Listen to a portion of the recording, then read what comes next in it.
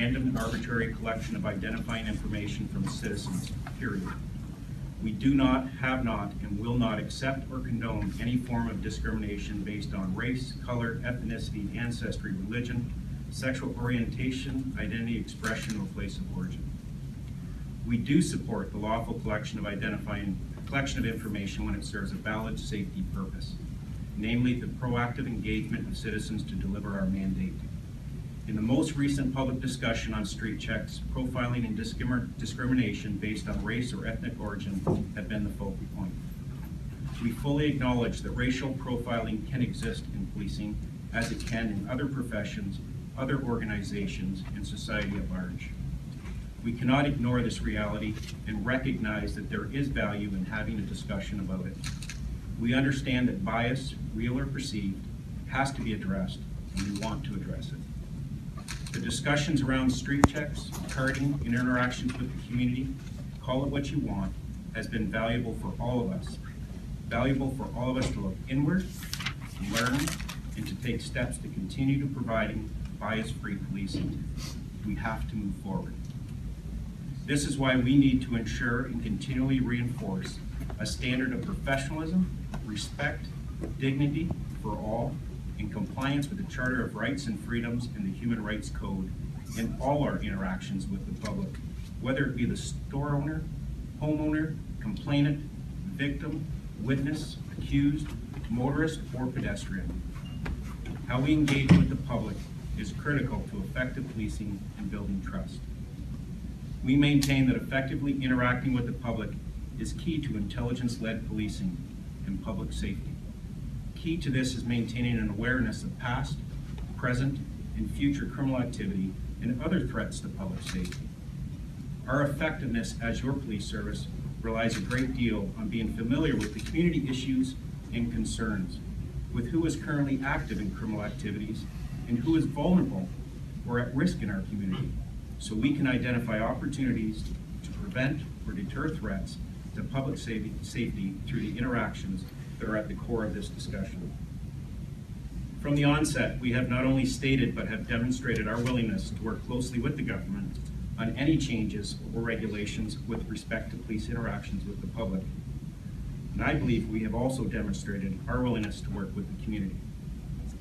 In an effort to create greater clarity in the interaction between the public and the police, the new regulations for collecting identifying information bans arbitrary and random police checks, period. The regulations provide new parameters around police interactions with members of the public. We as police officers are at the forefront of informing citizens of their rights and protecting those rights. Part of the new regulation places the obligation on the police to inform people that they stop, that in certain circumstances that they do not have to answer questions and can walk away.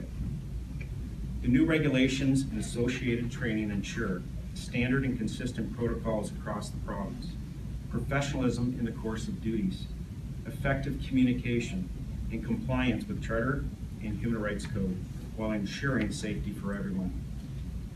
This is our opportunity to get it right. We have the opportunity to be more accountable and transparent, help educate the public insofar as how the police engage with citizens, build trust as we move forward in this new process, and improve the quality of policing. The public expects that police officers be proactive, that they engage, but always lawfully and respectfully in the activities that prevent crimes from occurring or other behaviors that impact the perception of safety. Too often, this has been lost in the public conversation. In many scenarios, what the officer has observed or the public reports does not necessarily mean a crime has been committed, but based on the totality of the circumstances, location, time of the day, behavior, it may justify further investigation to clarify the situation. This doesn't necessarily mean that the officer is going to request identifying information. It doesn't necessarily mean they're going to record that information in a police database. But I believe the public expects that we will make proactive inquiries into these types of circumstances based on the behaviors and the totality of the circumstances. These actions are not undertaken to be intrusive, biased, or disenfranchising. They are undertaken to prevent someone from causing harm to another or to your property, or bring someone who has committed a crime to justice. It remains our intent to continually improve this engagement, to ensure we maintain the trust of the public and maintain the value that these interactions serve. Over the past year, our team has assembled a training program designed to educate our members on the new regulations and the appropriate means of interacting with citizens, exclusive of any racial or societal bias. Specifically, in November 2015, we formed a committee to discuss with members the ongoing public concerns around this practice. We acted well in advance of the legislation, and in January of this year, the committee commenced training to reinforce procedures and expectations related to bias-free policing, investigative profiling, and interactions with the public. Also in January 2016, Councillor Mosley and I convened a community working group with the goal of strengthening police relations with the Lund community and develop relevant training. The working group provided an opportunity to engage and collaborate with members of our community in a process of continuous improvement by sharing information and soliciting input. There were a number of outcomes related to removing barriers to the London Police Service hiring process and ideas on how to better interact with the community in a non-police role. The largest output of the working group was a training package designed to raise awareness and educate London Police Service members in the areas of race relations, diversity, inclusion, racial bias, and racial profiling. It was also the goal of this service to have this training delivered by appropriate local presenters to ensure engagement, continuity, reinforcement, and compliance. The working group is now collaborating with the Diversity Officer, Constable Teresa Lott, to finalize and schedule this training. Where are we at now? The new regulations come into effect on January 1st, 2017, with respect to an attempt by a police officer to collect identifying information from an individual. The regulations provide direction when a police officer may attempt and when such activity is prohibited, and the responsibility police officers have when attempting to collect this information.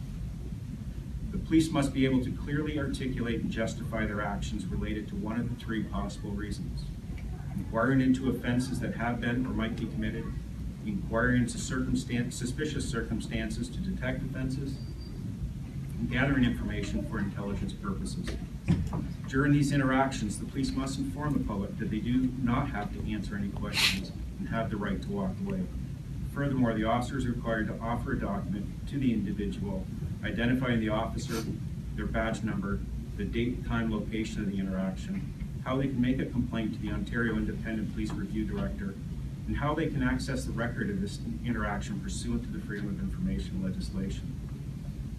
In early 2017, we will be delivering a public education session to our community on Ontario Regulation 58/16, collection of identifying information in certain circumstances.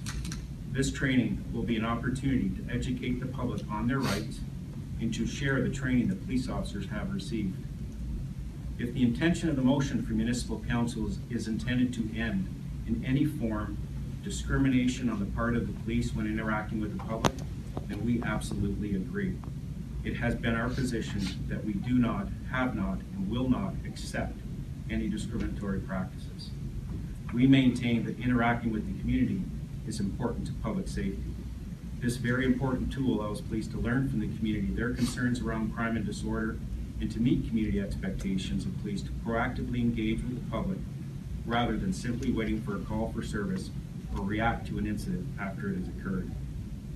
In fulfilling our public safety mandate, it is our intent to continue to deliver effective services that are compliant with all applicable legislation. We remain committed to bias-free policing and will demonstrate that through public accountability, education, policymaking, supervision, monitoring, and accountability, and community outreach and partnerships. Let me conclude by sharing the very concrete and specific work we have done, or are in the process of doing, or plan to do in the future to deliver on these 5 commitments.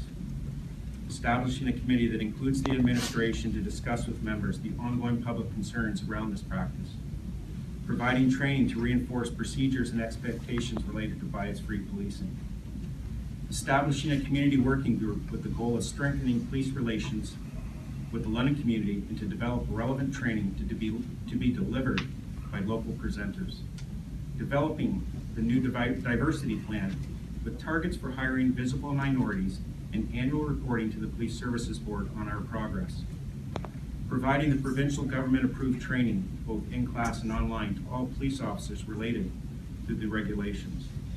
Providing the board with the progress of the implementation results of the collection of identifying information in 6 months. Providing a public report on the summary of data collected and retained as prescribed by legislation. Planning for a public education session in early 2007 to educate the public on their rights and share the training that police officers have received. Ongoing discussions with members of the community that are active on this issue and to understand their perspective and develop shared goals and guiding principles for police interactions and public safety in a bias-free manner. And finally, the London Police Service will be participating in a study that will explore the data collection, verification, and use of practices of members of the London Police Service for the purpose of better understanding of the behaviors, attitudes, and beliefs surrounding police data. This knowledge will then be used to develop and test methods for improving data collection, quality, and use. This study is part of a larger Good Data initiative led by the Canadian Society of Evidence-Based Policing. And the London Police Service is the first agency within Canada to become part of this initiative and to commit to adapting good data practices.